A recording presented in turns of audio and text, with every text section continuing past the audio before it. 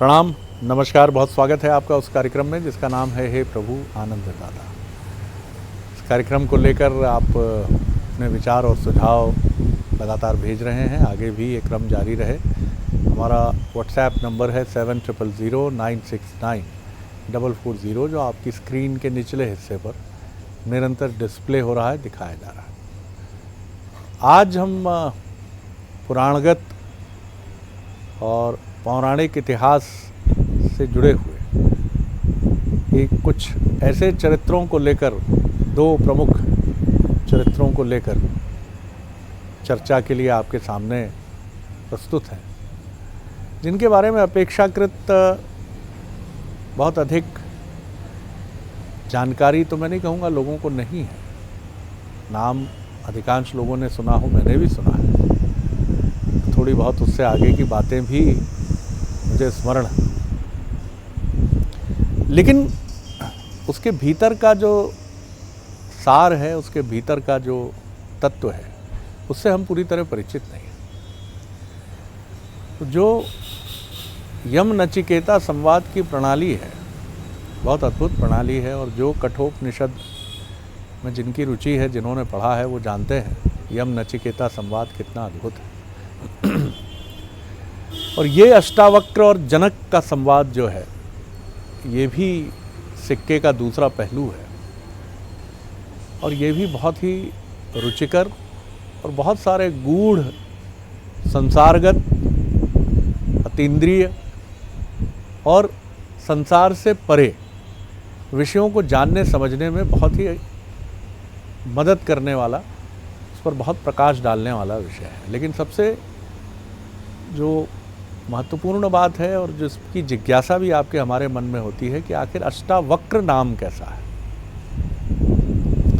हालांकि पौराणिक संदर्भों के नाम निश्चित रूप से भिन्न होते ही हैं। किसी युग के नाम और उसके बाद के युग के नाम और उससे पहले के युग के नामों में साम्य ढूंढना संभव नहीं है। लेकिन अष्टावक्र जाहिर तौर पर संस्कृत का एक शब्द है।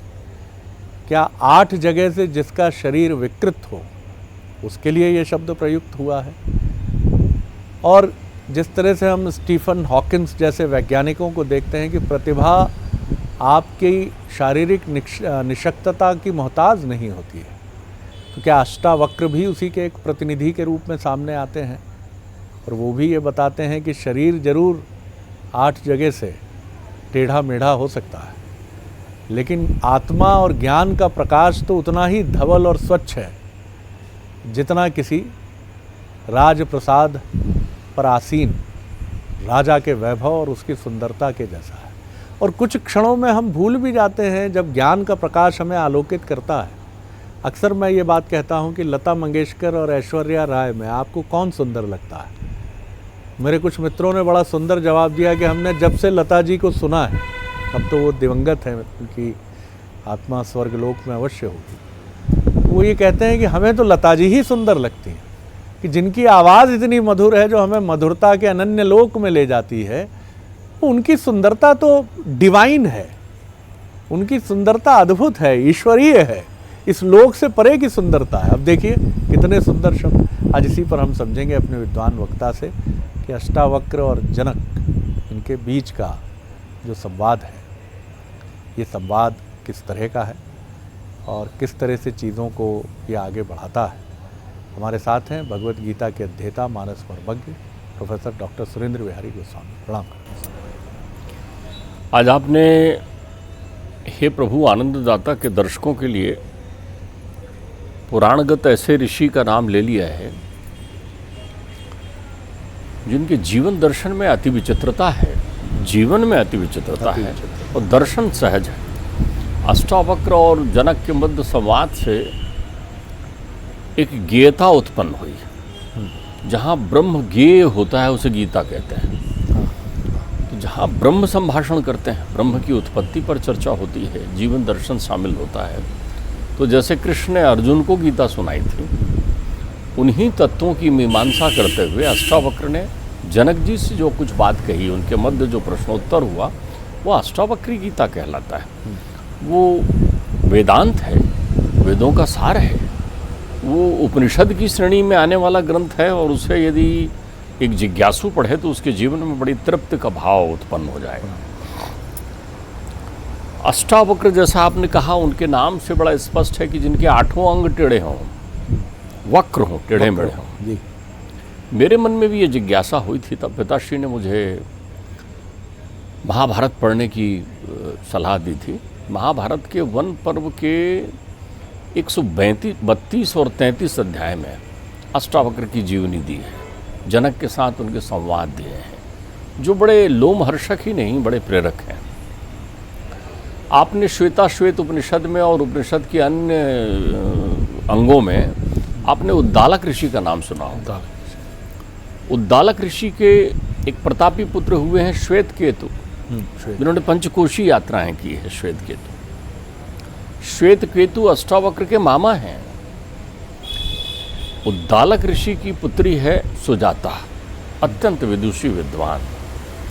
उद्दालक ऋषि के शिष्य रहे हैं कहोड़ ऋषि। ऋषि कहोड़ बड़े उत्कट विद्वान और तपस्वी थे। उनकी सेवा से गुरु प्रसन्न हुए, उनको ब्रह्म ज्ञान प्रदान किया और ब्रह्म ज्ञान के साथ ही अपनी विदुषी पुत्री सुजाता ब्याह दी। इन दोनों के यहाँ ही अष्टावक्र का प्रकाट्य हुआ। अष्टावक्र जब गर्भस्थ थे, ऋषि कहोड़ क्रोधी थे। कहोड़ का एक अर्थ क्रोध भी होता है, क्रोधी थे स्वभावतः। वो अपने शिष्यों के मध्य बैठे थे विद्वानों में। उनकी पत्नी भी उनकी धर्म चर्चा सुन रही थी। गर्भ में शिशु था। वो कोई बात वेदों की सुना रहे थे, ऋचाओं का उच्चारण कर रहे थे, तो गर्भस्थ शिशु बोला। कितना हमारे यहाँ देखिए अध्यात्म और विज्ञान का कितना गहरा संबंध है। आपने परीक्षित के वृतांत में सुना था कि परीक्षित ने गर्भ में दर्शन किए। प्रहलाद के वृतांत में सुना था कि प्रहलाद ने गर्भ में भागवत का श्रवण किया।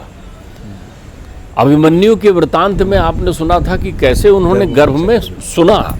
बोलने का उदाहरण भी हमारे यहाँ है। गर्भ से शिशु ने कहा, उन्होंने कहा, हे पिताजी, आप रात भर वेदों का पठन पाठन और अभ्यास करते हैं, तब भी आपका उच्चारण ऋचाओं के संदर्भ में अशुद्ध है। ऋषि कहोड़ को क्रोध आ गया। उन्होंने कहा, अभी तो जन्म भी नहीं लिया है, गर्भस्थ है, और इतना जो है बात को बतंगड़ बना रहा है और इतनी टूट फूट की बातें कर रहा है। तू तो निश्चित ही बहुत चंचल है। बोले, जा, तेरे 8 अंग टेढ़े हो जाएं, क्योंकि तू टेढ़ी मेढ़ी बात कर रहा है। अष्टावक्र वो शिशु थे जिनको पिता ने उनके गर्भ में ही श्राप दे दिया था। जब सुजाता का गर्भ 10वें महीने में प्रवेश किया तो उन्होंने अपने पति से कहा कि कुछ धन की व्यवस्था कर लीजिए, मुझे पीड़ा बहुत है। तो ये गर्भ का प्रसव में जो है आने वाले खर्चों की प्रतिपूर्ति कैसे होगी? तो ऋषि कहोड़ जो है जनक के दरबार में गए। उस समय जनक के दरबार में एक विद्वान बंदी था। बंदी कहते हैं जो बंदी जन जिनके लिए कहा जाता है, उनमें बंदियों में एक श्रेष्ठ बंदी था। वो इतना वेदांत में निपुण था कि उनकी निपुणता को देखकर जनक ने ये घोषणा कर रखी थी कि जो भी विप्र चाहे इससे शास्त्रार्थ कर ले, लेकिन शास्त्रार्थ करने के बाद उसकी शर्त ये थी बंदी की कि जो श्रेष्ठ विप्र वेदज्ञ मुझसे हार जाएगा उसे मैं जल में डुबो दूंगा, समुद्र में। तो ये पहुंचते हैं वहाँ शास्त्रार्थ करने के लिए कहोड़ जी, और उस बंदी से पराजित हो जाते हैं। बंदी उन्हें समुद्र में डुबो देता है। उद्दालक ऋषि को जब ये बात मालूम चलती है तो वो अपनी बेटी से कहते हैं, देख बेटी, तेरे गर्भस्थ शिशु का जब जन्म हो जाए तो कभी उसे ये बात नहीं बताना कि उसके पिता के साथ क्या हुआ था। अब वो पुत्र 8 अंग टेढ़े लेकर आता है और नाना उसका लालन पालन करते हैं, मामा के साथ खेलता है। उद्दालक उसके हम उम्र हैं, दोनों की उम्र लगभग बराबर है, तो मामा से उसकी प्रीति है। एक दिन वो उद्दालक के गोद में बैठे हैं तो मामा अवस्था 12 साल की हो गई। इतना तेज है, वेदांत में दोनों इतने निपुण हैं कि संपूर्ण भूधरा पर उनके विद्वता की चर्चा होने लगी। तो आते हैं श्वेत केतु और हाथ पकड़कर खींचकर रोते हुए अष्टावक्र को अपने पिता की गोद से हटा देते हैं। ये तेरे पिता थोड़ी हैं, मेरे पिता हैं। ध्यान रखिए कितनी ये व्यवस्थाएं कितनी बार कहाँ कहाँ उत्पन्न हुई और उसके परिणाम कितने सुंदर आए। वो अपनी माँ सुजाता के पास जाते हैं, उनसे कहते हैं माँ मेरे पिता कौन थे, कहाँ हैं। माँ जो है सत्य संभाषण कर देती है। वो सुनते हैं और अपने मामा से कहते हैं चलो आज अच्छा व्यंजन ग्रहण करके आएंगे। और वो जो हैं अपने मामा को लेकर राजा जनक के यहाँ चल रहे यज्ञ में भाग लेने जाते हैं। अष्टावक्र, उनके 8 अंग टेढ़े हैं, घिसट के चल रहे हैं, 12 वर्ष की अवस्था है, बालक हैं। तो जब वो जनक के दरबार की ओर बढ़ते हैं तो संयोगवश द्वार पर ही जनक से भेंट हो जाती है। संयोगवश, जैसे रास्ते में चले जा रहे हैं और अचानक मालूम चले तो राजा आ गए, वैसे ही जनक सामने आ जाते हैं। सामने आ जाते हैं तो उनको जनक के जो राज सेवक होते हैं वो कहते हैं हटो यहाँ से, रास्ता खाली करो। बड़ी सुंदर बात कही उन्होंने। आज वर्तमान तथ्य में उसकी बड़ी भूमिका है। इस तथ्य को समझिए, ज्ञान यहाँ से शुरू होता है। अष्टावक्र की गीता और गीता यहाँ से प्रारंभ होती है, आप समझिए। वो कहते हैं अंधस्य पंथा बधिरस्य पंथा, जिसकी आंख ना हो उसको रास्ता दे दीजिए, जो बधिर हो उसको रास्ता दे दीजिए। स्त्री पंथा, अगर स्त्री आ रही हो कहीं से तो रास्ते से हट जाइए, उसको रास्ता दे दीजिए। और भार वाहने पंथा, जो जिसने भार ढो रखा हो, वजन लेकर चल रहा है, उसको रास्ता दीजिए। फिर वो कहते हैं राज्ञा पंथा, राजा आ रहा हो तो उसको रास्ता दो, राजा आ रहा है।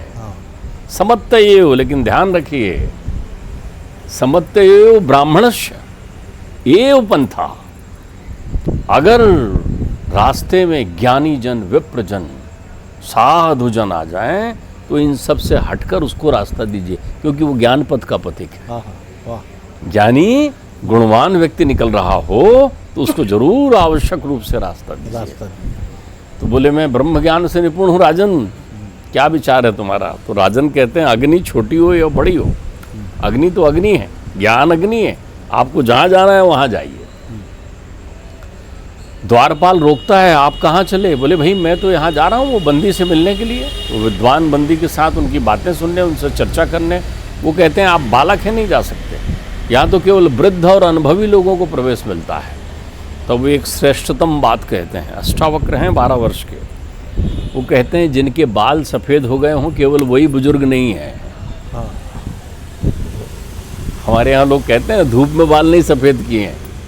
ये तो वो बड़ी कहते गहरी हैं बात है कि जिनके केश सफ़ेद हैं आप उनको ही वृद्ध मत कहिए, वृद्ध उसको कहिए जिसने वेद और ब्रह्म को जान लिया है, वो वृद्ध है, वो अनुभवी है। इसलिए आप हमारी अवस्था नहीं देखो, ज्ञानी की अवस्था नहीं होती कभी, ज्ञानी की अवस्था नहीं, ज्ञानी हमेशा वृद्ध होता है। इसलिए तो आप देखिए साधु संतों के पास जाते हैं तो उम्र के भाव नहीं रखते, हम उनको प्रणाम ही करते हैं, क्यों, ज्ञानी जन है। व्यास जी पहुंचते हैं सुखदेव जी के पास तो प्रणाम ही करते हैं, क्यों, ज्ञान है उनके पास, जिन्होंने ब्रह्म जाने थे ब्रह्मणा। तो वो कहते हैं ऐसे भ्रम में मत रहो। तो वो कहते हैं मैं तुम्हें दूर से उनके पास तक पहुंचा दूंगा ताकि तुम्हारी आवाज़ पहुंच सके। तब वो वहाँ राजन से अपनी बात कहते हैं। उन्हें देखकर राजन उनकी बातों से प्रभावित होकर उनके ज्ञान धन और चर्चा को सुनकर उनको आमंत्रित करते हैं कि आप आइए। बोले कहाँ है वो आपका बंदी जन। और जब वो बैठते हैं अपने आसन पर तो बैठने से वो गिर जाते हैं, क्योंकि उनके 8 अंग टेढ़े हैं, टेढ़े मेढ़े हैं ना। सारे लोग हंसने लगते हैं, तब वो सावधान करते हैं। जब सब अपना हंसना बंद कर देते हैं तब अष्टावक्र हंसते हैं। तो राजा जनक पूछते हैं कि महाराज जी इन सब का हंसना तो मुझे मालूम है, आप कैसे हंसे। बोले हे विदेह राज जनक, इस भूधरा पर श्रेष्ठ राजा तू ही है, इसलिए मैं तेरे दरबार में आया हूँ, क्योंकि तू विदेह है, देह रखते हुए भी विदेह की तरह अपने धर्म का निर्धारण कर रहा है। तेरे अंतर्चित्त में निर्मल मन है। तो इस उद्देश्य से आया था कि तेरे दरबारी कैसे होंगे। सबकी चर्म दृष्टि है, वो हाथ पैर से देख रहे हैं, वो लोगों का रूप देख रहे हैं, यहाँ तो स्वरूप का चिंतन ही नहीं हो रहा है। बंदी प्रकट होते हैं, उनको बड़ा अभिमान है, बंदी के साथ शास्त्रार्थ होता है उनका। बंदी जहाँ निरुत्तर हो जाते हैं क्षण मात्र में, नेत्र नीचे करते हैं, वहीं अष्टावक्र कहते हैं अब इसे जल में डुबो दो, अब इसे जल में डुबो दो। ये है पितृभक्ति का चरम, उसके लिए पहुँचे हैं। लेकिन बंदी तब वहाँ अपना प्रकाट करता है। बंदी कहता है कि मैं वरुण का पुत्र हूँ, मेरे यहाँ मेरे पिता भी वहाँ वरुण लोक में 12 साल चलने वाले अनवरत यज्ञ कर रहे हैं। उनकी बड़ी इच्छा थी कि मैं यहाँ के श्रेष्ठतम विप्रों को वहाँ भेजूँ, जिनके वो दर्शन कर सकें, जिनके सानिध्य में यज्ञ संपन्न हो सके। तो मैंने यहाँ से जो जो श्रेष्ठ ब्रह्मज्ञानी थे उन सबको परास्त करके पिता के पास भेजा है। वो सब जीवित हैं और उनके कहने मात्र से जितने भी विप्र जो हैं जल में समाये हुए होते हैं वो सब प्रकट हो जाते हैं दैदीप्यमान। कहोड़ अपने पिता को लेकर आते हैं अपनी माँ के पास और स्वेच्छा से बंदी समुद्र में प्रवेश करते हैं वरुण लोक में जाने के लिए। तो जब वो अपने पिता को लेकर माँ के पास आते हैं तो पिता खुश हो जाते हैं। वो कहते हैं मैंने ठीक सुना था, ऐसा नहीं है, अभिमानी के यहाँ भी सम्मानी हो जाता है, वाह, अहंकारी के यहाँ भी निराभिमानी हो जाता है, दरिद्र के यहाँ भी धनी का जन्म हो सकता है। बोलिए परमात्मा की अलौकिक कृपा है कि मेरे यहाँ ऐसा दिव्य पुत्र प्राप्त हुआ है। वो उसे समंगा नदी में स्नान करने के लिए कहते हैं कि समंगा नदी में स्नान करो, और जैसे ही वो समंगा नदी में स्नान करते हैं वैसे ही उनके 8 अंग सीधे हो जाते हैं, लेकिन नाम हमेशा अष्टावक्र ही रहता है। तो अष्टावक्र जी अपने उम्र के 12 वर्ष तक 8 अंग टेढ़े लेकर भ्रमण करते रहे। ये वही हैं जिन्होंने प्रत्येक प्राणियों के सार्थक प्रश्नों का उत्तर जनक के माध्यम से दिया है। ये वही हैं जो जनक को कहते हैं, जब जनक पूछते हैं कि क्या बात है मनुष्य के जीवन में नाना प्रकार के दुख हमेशा बने रहते हैं, इसका मूल कारण क्या है, तो वो कहते हैं अष्टावक्र गीता में, अहम करते तो अहम मानम महाकृष्णा हिदम सुता, वही काल व्याल मुख ग्रास त्रास निर्णास हेतवे। मनुष्य जो है उसको एक तक्षक रूपी नाग ने डस रखा है। वो किसका नाग है? अहंकार का। अहम करते तो मैं करता हूँ, अहम मानम महाकृष्णा अहिदम सुता, माँ काले नाग ने जो है डस रखा है। तो बोले इसमें समाधान कैसा करें, इस भाव को कैसे विस्मृत करें? तो वो कहते हैं ना हम करते तो विश्वास अमृत पित्वा सुखी भवेत। मैं नहीं करता, मैं तो माध्यम हूँ, करता कोई और है। इस विश्वास अमृत का पान कर। वो जनक को समझाते हैं, वो कहते हैं कि यदि तुम अपने जीवन में चित्ती विश्राम का सुख चाहते हो तो अपने शरीर से बाहर निकलकर शरीर का दर्शन करो। कर्म करते हुए अपने कर्म को स्वयं देखो। जैसे रात के सपने में बाहर निकलकर लौकिक भौतिक क्षेत्रों का भ्रमण करते हो ना, वैसे ही रात में तुम्हें जब सपने आने लगे कि तुम्हें अपने कृत्यों का चिंतन होने लगे तो तुम्हें फिर मिलेगा विश्राम, तुम्हें फिर मिलेगी शांति, तुम्हारे जीवन में आएगा आनंद। हम कहाँ करते हैं? वो वही विधा बताते हैं कि स्वयं को देखने की विधा क्या है, बहिरंग ना होकर अंतरंग हो जाइए। चारों तरफ अंधेरा और कालिख नजर आएगा। हमारे मूल रूप से प्रत्येक प्राणी के 8 अंग टेढ़े हैं। आँख भी तो टेढ़ी है, नाक भी तो टेढ़ी है, खुशबू क्या लेते हैं हम, रसना भी तो टेढ़ी है, श्रवण शक्ति भी तो टेढ़ा है, स्पर्श भी टेढ़ा है।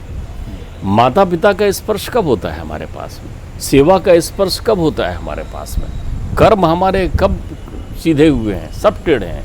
तो प्रत्येक वो प्राणी टेढ़ा है जो बहिरंग की दुनिया में रंगा हुआ है। तो अष्टावक्र हैं तो 8 अंगों से टेढ़े वहाँ, लेकिन हमारी अष्ट इंद्रियों को सीधा होने का वृतांत बताते हैं और उस वृतांत को हम अष्टावक्र गीता कहते हैं। बहुत सुंदर दृष्टांत है। और बार बार गोस्वामी जी की एक ही बात मेरे मन में कौंध रही है कि वृद्ध वही नहीं है जिसके बाल सफ़ेद हैं, और युवा भी वो नहीं है जो अपने बाल काले ही किए रहते हैं। इन दोनों में साम्य मत ढूंढिए, क्योंकि जिसको दुनिया की खबर बहुत कम उम्र में हो गई है वो चुप हो जाता है, वो प्रतिक्रिया देना बंद कर देता है। और जिसको नहीं पता है वो चीखता रहता है, उन्माद से भरा रहता है, इनको क्या पता, उनको क्या पता, मेरे पीछे पड़े हैं, मुझसे चिढ़ते हैं, जलते हैं, कुढ़ते हैं।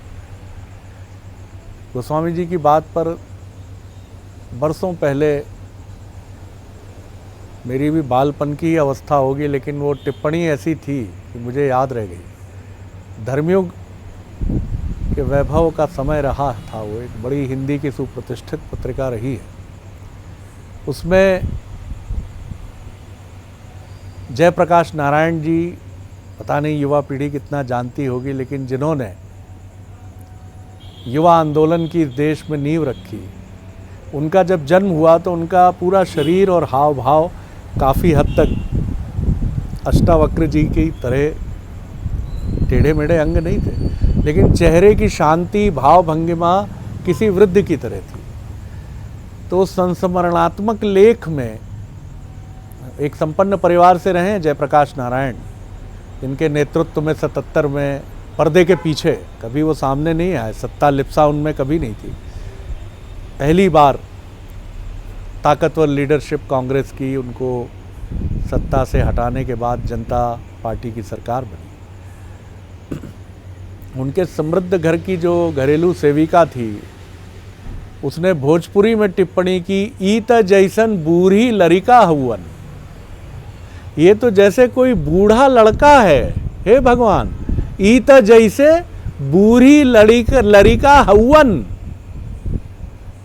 कौन जानता था कि ये बूढ़ी लड़िका युवा आंदोलन की नींव रखेगा, एक क्रांति का प्रतीक बनेगा, और वो नारा गूंज उठेगा कि खाली करो सिंहासन, जनता आती है।